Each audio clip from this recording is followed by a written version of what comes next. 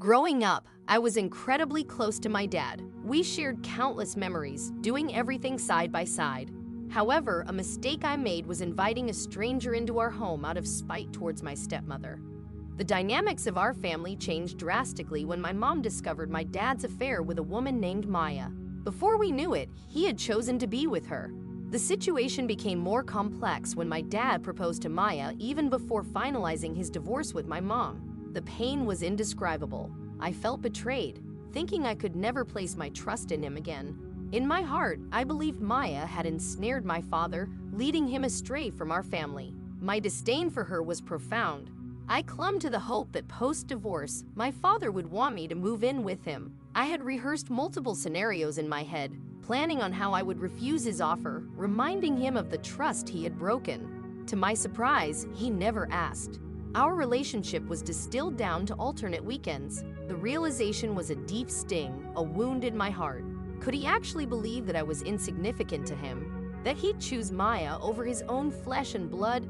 Every time I stepped into their new home, the atmosphere felt hostile. Maya's presence was a constant reminder of my family's disintegration. She was boisterous and seemed to dominate my father's world. Listening to her narrate tales of her failed Tinder dates and how she finally encountered my father at a grocery store was agonizing. The mere idea that she found it endearing to share a love story that started by uprooting another felt offensive. Desperation to restore my old life and my father's undivided attention led me to brainstorm. While discussing with my girlfriend, she suggested a rather tempting plan: revive Maya's Tinder account and insinuate her infidelity to my father. The scheme seemed perfect to serve a dual purpose: punish my father for his choices and possibly drive Maya away. Accessing Maya's Tinder was surprisingly easy. Her lax security and predictable password choice, password, made it a breeze. Once in, I refreshed her profile, added some images, and soon enough, her account was buzzing. There was one particular individual, Bill, who seemed particularly infatuated with Maya's profile. It became entertaining to engage with him. Living a solitary life, he appeared to be a bit of an oddball. Although he was eager to meet up, I played hard to get, leading him on while he continually laid his feelings bare. He claimed that he felt a profound connection with us. It was unnerving, to say the least.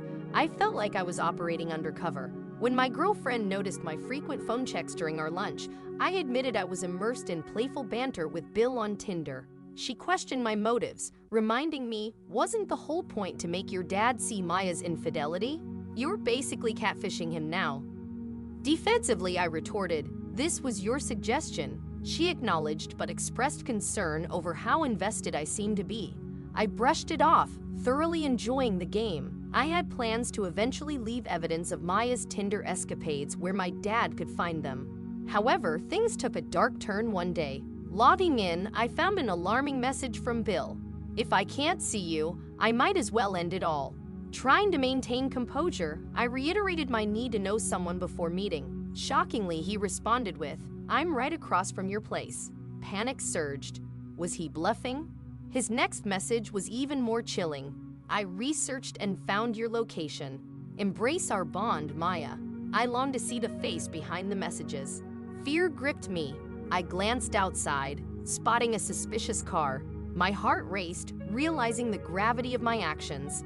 Desperately, I messaged Bill to end our communication. His reply was even more terrifying.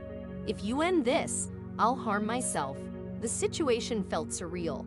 Bill and I were strangers, mere virtual acquaintances. The intensity of his words didn't match the reality of our interactions. I considered confiding in my girlfriend but was still stung by her earlier comments. Bill's next text was alarming. I'll approach your door unless you dissuade me. If you do, perhaps existence holds no value for me. A voice inside me urged to simply reject his overtures and place his mental state on him. But the haunting possibility of his actions being a direct consequence of my prank weighed heavily. I decided to end the correspondence. Stop this now.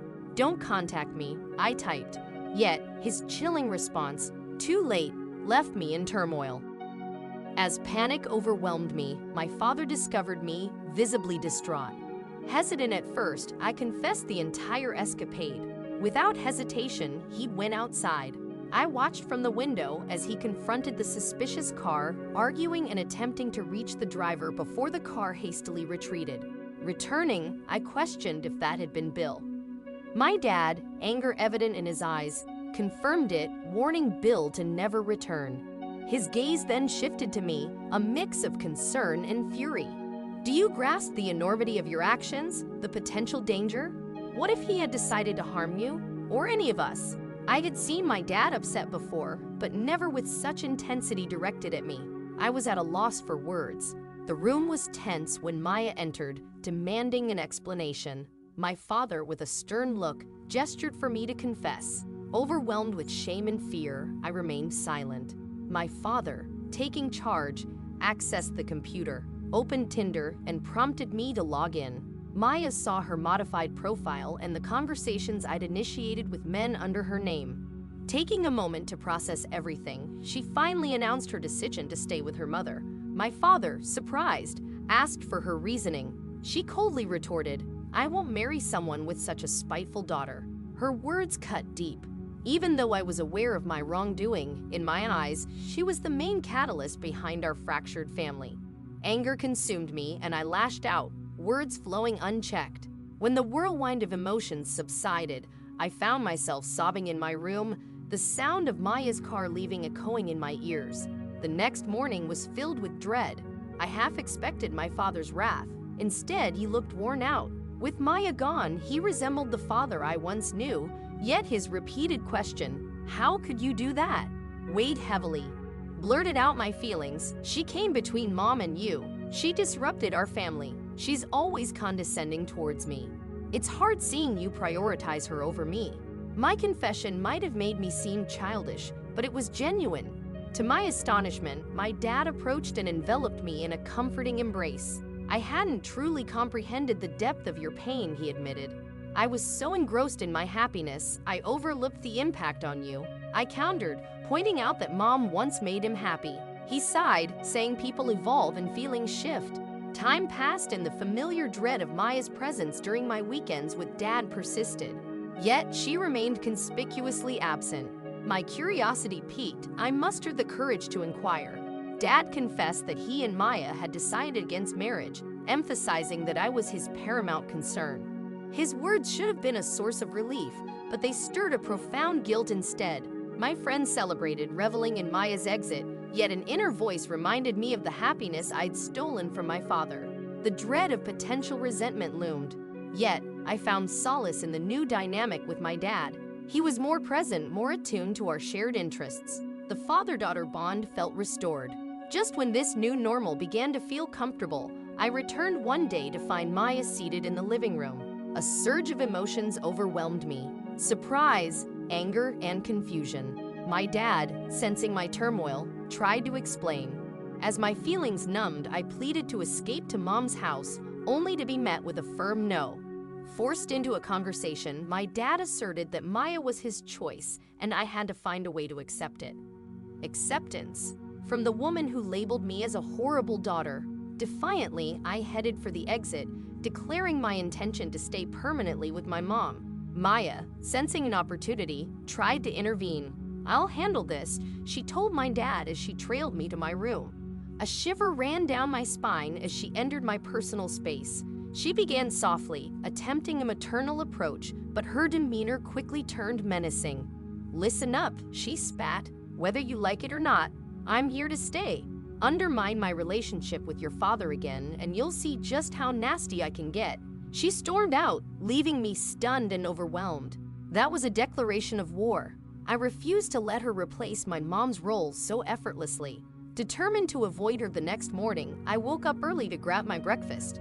Unfortunately, she was already in the kitchen. She offered a curt good morning, which I ignored, pouring my own coffee with an air of defiance. Maya's determination to exert control was palpable. "Didn't you hear me? Good morning," she snapped, stepping between me and the coffee machine. Snatching my empty cup, she taunted, "Guess you won't be having any coffee today." In a bid to reclaim some control, I reached out to grab my cup back. However, Maya's swift reaction sent it crashing to the floor. As the shards spread, my dad burst into the kitchen, demanding an explanation. She tried to attack me with the glass. Maya sobbed dramatically. My protests fell on deaf ears as my dad sent me to my room without a chance to explain. Tears streamed down my face, feeling betrayed by my own father. Hours later, to my surprise, I heard the unmistakable sound of Maya packing her belongings. My dad entered my room shortly after, remorse evident in his eyes. I overheard her talking to her friend about the incident. He confessed, "I'm so sorry. I should have believed you."